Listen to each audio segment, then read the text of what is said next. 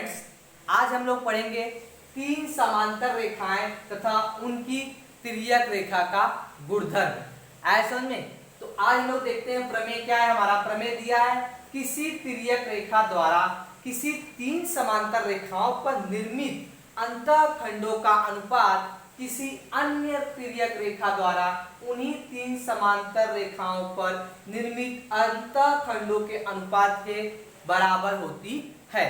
तो हमें क्या करना है, यह प्रमेय को क्या करना है, सिद्ध करना है। तो इस प्रमेय को सिद्ध करने के लिए सबसे पहले आपको यह आकृति बनाने आनी चाहिए, ठीक है। उसके बाद हमें क्या करना है, दत्त लिखना है। दत्त का मतलब होता है जो हमें क्वेश्चन में दिया गया है। ऐसा में यहाँ क्वेश्चन में क्या दिया गया हमको कि L समांतर M समांतर N है, ठीक है। तो मैं पहले दत्त यहाँ पे लिखता हूं। तो दत्त लिखने के लिए मुझे क्या लिखना पड़ेगा, पहले यहाँ पे लिखना पड़ेगा रेखा L समांतर रेखा M समांतर रेखा N, ठीक है।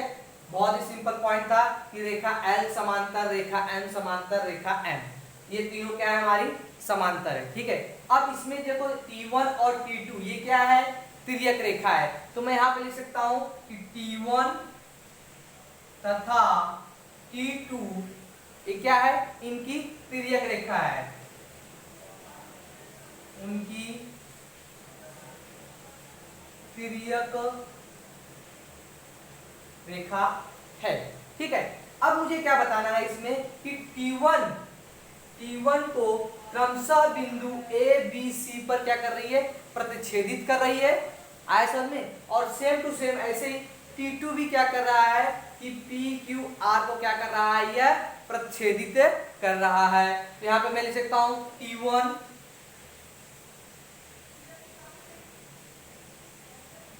क्रमशः बिंदु A B C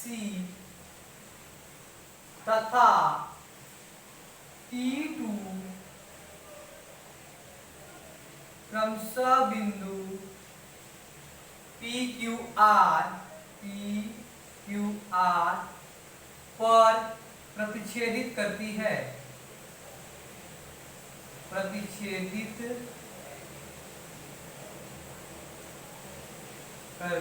है, बहुत ही सिंपल भाषा में लिख दिया कि T1 T2 जो है क्रमशः बिंदु ABC और PQR पर क्या करती है, प्रतिच्छेदित करती है। अब दत्त के बाद आता है साध्य की बारी। तो साध्य क्या होता है हमारा, साध्य क्या है, हमको क्या सिद्ध करना है कि AB बटे BC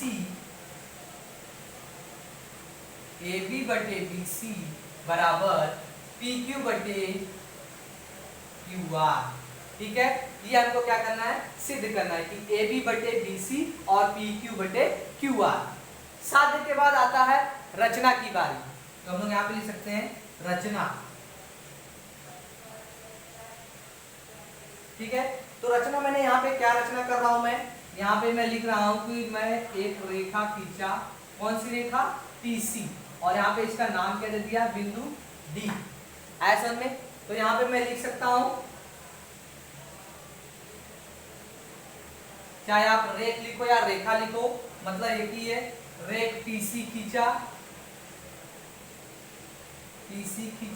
ठीक है। अब यहाँ पे मैंने TC खींच दिया, लेकिन यहाँ पे जो बिंदु D है वो किस पे प्रतिच्छेदित कर रही है, M पर ऐसा में। तो मैं यहाँ पे लिख सकता हूँ रेखा M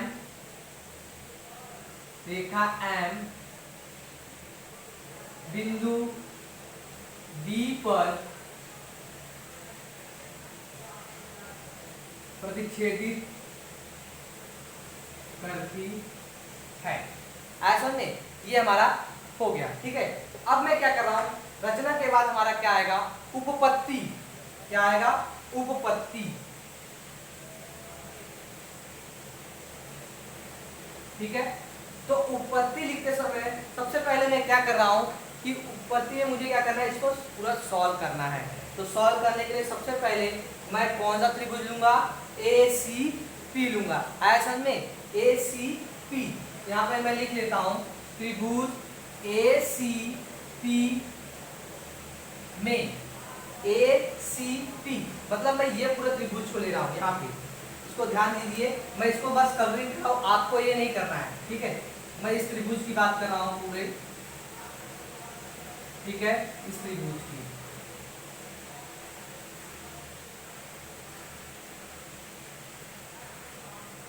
ACP, आपको भी ACP दिखाई दे रहा होगा बड़े अच्छे से, आया समझे। तो इसके अंदर मुझे क्या करना है, ACP में मुझे बताना है कि BD जो है हमारा समांतर किसके है, AP के है।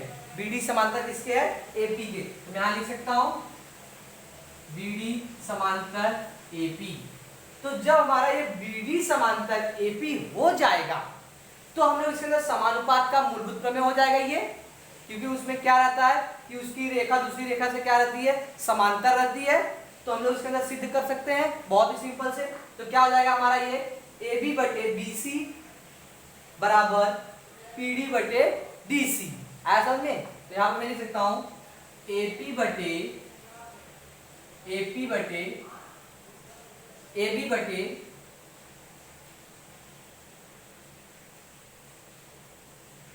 बटे BC बराबर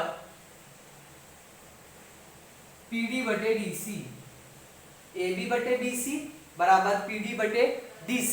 तो कौन सा ये हो जाएगा हमारा सब इक्वेशन नंबर 1, और कारण क्या जाएगा इसका, समानुपात का मूलभूत प्रमेय। बहुत ही सिंपल था ये। नाउ अभी हम लोग ने क्या लिया, ACP में लिया, ठीक है। अब हम लोग ये साइड का त्रिभुज लेंगे, ऐसा में कौन सा लेंगे, CPR, ठीक है। अब मैं ये त्रिभुज ले रहा हूं ये साइड का, तो मैं इसको कौन से कलर से दिखाता हूं, रेड कलर से। देखो पूरा रेड कलर से दिखा दे रहा हूं इसको मैं, यहां पे इस त्रिभुज को मैं ले रहा हूं, रेड वाले त्रिभुज को। अब रेड वाले त्रिभुज को मैं जब मैं यहां पे लूंगा तो क्या हो जाएगा हमारा, यहां पे सेकंड पॉइंट में यहां से लिखता हूं आपको, त्रिभुज क्या रहा हूं, CPR